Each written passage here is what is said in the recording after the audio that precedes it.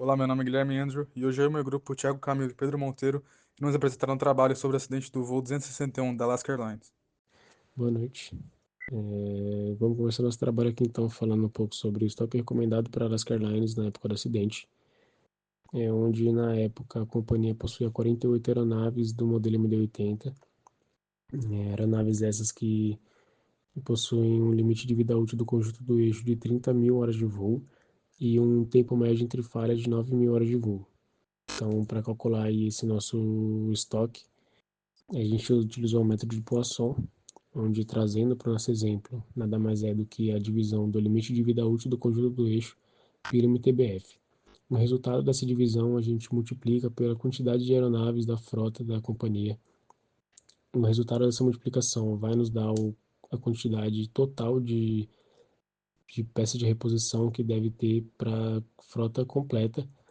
Porém, para um estoque inicial, a gente recomenda 15% do valor total, que daria 24 conjuntos de eixo, que já seria suficiente para suprir toda a necessidade da frota. Bom, partindo então para o próximo tópico, a gente tem o estoque da Boeing para suprir a necessidade da frota. Frota essa que possui 1.194 aeronaves, do mesmo modelo MD-80, que possuem a mesma vida útil de 30 mil horas de voo do conjunto do eixo e o MTBF de 9 mil horas de voo. Então a gente tem os mesmos cálculos do método Poisson, onde divide o limite de vida útil do conjunto do eixo pelo MTBF. A gente multiplica esse resultado pela quantidade de aviões na frota, que são 1.194 nesse caso, dando o total de peças que são recomendadas para a frota total. Porém, para um estoque inicial recomendado, a gente tem um 15%, resultando em 596 conjuntos de eixo para conseguir suprir a necessidade inicial da frota. PBH é um modelo de contrato de manutenção aeronáutica no qual o proprietário ou operador de uma aeronave paga um valor fixo por hora de voo para cobrir os custos de manutenção de determinados componentes. Baseia-se na ideia de repartir, ao longo do tempo, os custos totais de manutenção do componente pelas horas de voo previstas nesse período. Como constar na fórmula, custo por hora PBH é igual ao custo total estimado de manutenção dividido pelas horas totais previstas de operação. E no caso do conjunto do eixo, com limite de vida de 30 mil horas e custo de 80 mil dólares, seu PBH seria de 2,67 dólares por hora. Bom, partindo agora para o tópico de aprovisionamento, a gente tem que o aprovisionamento é um planejamento, uma gestão de estoque referente a peças de reposição. A gente tem que o aprovisionamento é dividido em duas etapas, aprovisionamento inicial e aprovisionamento recorrente, onde o aprovisionamento inicial é referente ao estoque mínimo necessário para manter peças prontas para uso imediato. E o aprovisionamento recorrente serve para garantir a reposição de peças conforme forem sendo utilizadas ou conforme a MTBF. Aqui algumas alternativas, né, para Alaska Airlines na época do acidente, para garantir o aprovisionamento, é o Power by the Hour. Sem dúvida a melhor opção para quem não quer ter um estoque próprio. O Power by the Hour funciona com um contrato para reposição e manutenção direto com a fabricante. Ou então, se houver algum problema, caso precisasse ser feita alguma manutenção, a aeronave é mandada direto para a fabricante e a fabricante vai realizar essa manutenção. Outra opção também é o estoque direto, onde a própria companhia, a própria empresa possui o seu estoque, é mais custoso, é mais caro e demanda uma mão de obra própria. Agora falando sobre os custos de manutenção, primeiramente sobre o cheque C. Em relação ao intervalo de realização, o cheque C ocorre em média a cada 15 meses ou a cada 3.250 horas de voo. Esse intervalo foi definido considerando a utilização típica de uma aeronave MD-80 e os requisitos do Programa de Manutenção MCG-2. Em relação ao consumo de mão de obra, a execução do cheque C demanda aproximadamente 1.500 homem-hora. Nas descrições do documento, esse valor reflete uma média que pode ser decomposta em cerca de 1.000 homem-hora destinadas a tarefas rotineiras, aproximadamente 400 homem-hora para correções não rotineiras e em torno de 200 homem-hora para trabalhos de limpeza, reforma de cabine ou tarefas específicas nessa área. Em relação aos custos, com taxa de 50 dólares por homem-hora, o custo da mão de obra atinge 75 mil dólares, e os materiais, como insumos e peças consumíveis, totalizam aproximadamente 18 mil dólares.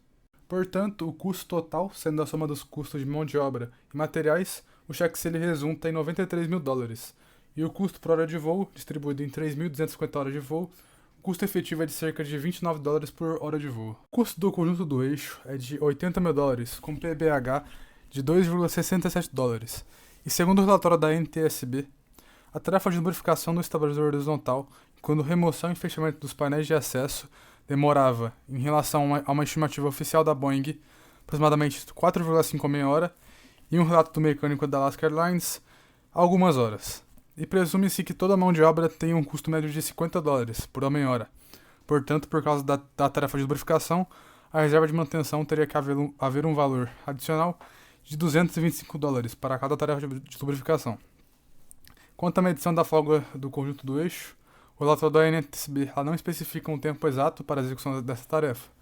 O procedimento envolvia a instalação de um acessório especial, aplicação de torque específico, instalação de relógio comparador e repetição das medições várias vezes até obter resultados consistentes.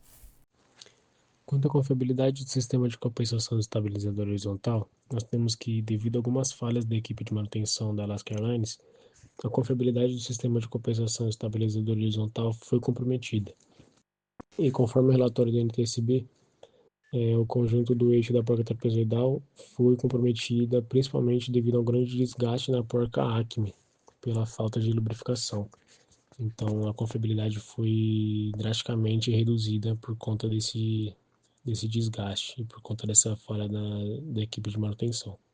Os componentes do conjunto do eixo com taxa de falha comprovada são os motores elétricos primário e secundário com MTBF de 102.396 horas e uma taxa de falha média de 9,77 falhas por milhão de horas, e a fixação dos batentes estriado mecânico inferior e superior do eixo estriado e tubo de torque, com MTBF de 840 milhões e uma taxa de falha média de zero, ou seja, é praticamente impossível ocorrer uma falha. Há também a porca trapezoidal, o tubo de torque, o eixo trapezoidal, o anel suporte estabilizador do eixo trapezoidal, as engrenagens do motor primário e secundário, e todos esses componentes têm a mesma taxa de falhas, com uma estimativa MTBF de 74.558 horas e uma taxa de falha média de 13,41 falhas por milhão de horas.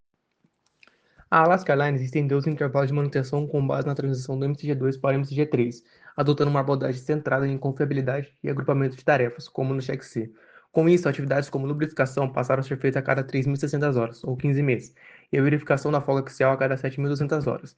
No entanto, essas extensões não foram analisadas individualmente, foram aprovadas como parte de um pacote, sem considerar os impactos específicos de cada tarefa, segundo o próprio presidente do MRB do MD-80. Durante a definição dos novos intervalos de manutenção, documentos antigos com recomendações mais curtas não foram considerados, e os engenheiros da Boeing não foram nem consultados, uma falha crítica no processo. Sem revisões sistemáticas, nem acompanhamento técnico adequado, a eficácia da manutenção foi comprometida.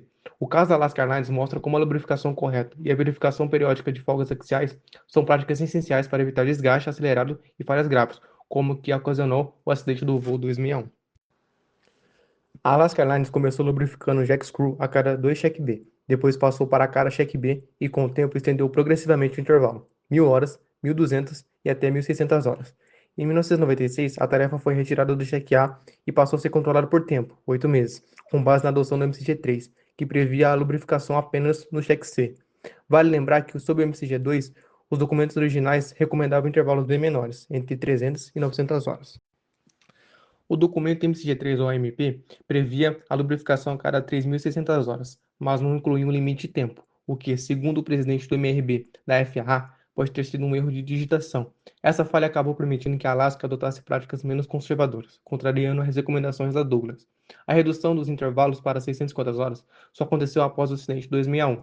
Em 2000, com a emissão das ADs, um reflexo claro dos riscos de estender intervalos sem base técnica sólida.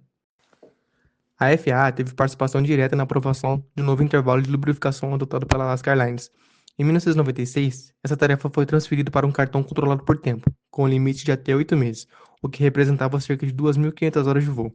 Essa mudança foi analisada e oficialmente aceitada pelo PMI da FAA, designado para acompanhar a companhia. Segundo os registros, a justificativa apresentada foi baseada no intervalo previsto do MCT3-MRB, que estabelecia a lubrificação como parte do cheque C, com 3.600 horas de voo ou 15 meses, o que ocorre primeiro.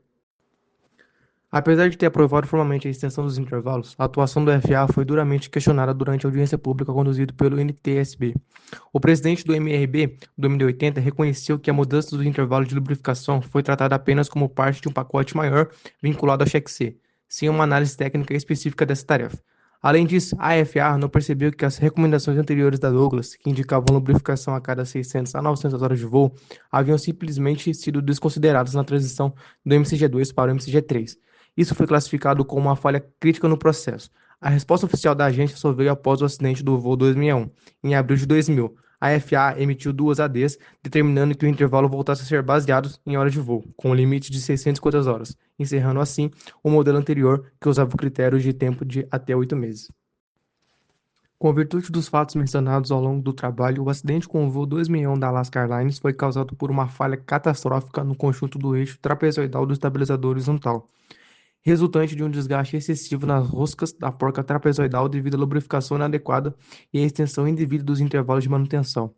Apesar da tripulação estar devidamente treinada e certificada, e da aeronave ter sido despachada conforme os regulamentos, o programa de manutenção da Alaska Airlines apresentava deficiências graves e sistêmicas, com falha nos procedimentos de lubrificação, verificação da folga e a revisão de componentes críticos. A supervisão da FAA também foi falha, contribuindo para a continuidade de práticas de manutenção inadequadas. O projeto do conjunto de eixo não previa um mecanismo à prova de falhas, o que agravou as consequências da falha única. Portanto, o caso da Alaska Airlines serve como um alerta severo sobre os riscos de estender intervalos de manutenção sem uma estrutura analítica de monitoramento integrada. A extensão dos intervalos pode ser viável, desde que sustentada por dados consistentes, acompanhamento contínuo de tendência, verificação de folgas e eficácia real de lubrificação. Sem isso, qualquer ganho logístico ou financeiro se transforma em um potencial de fator risco operacional.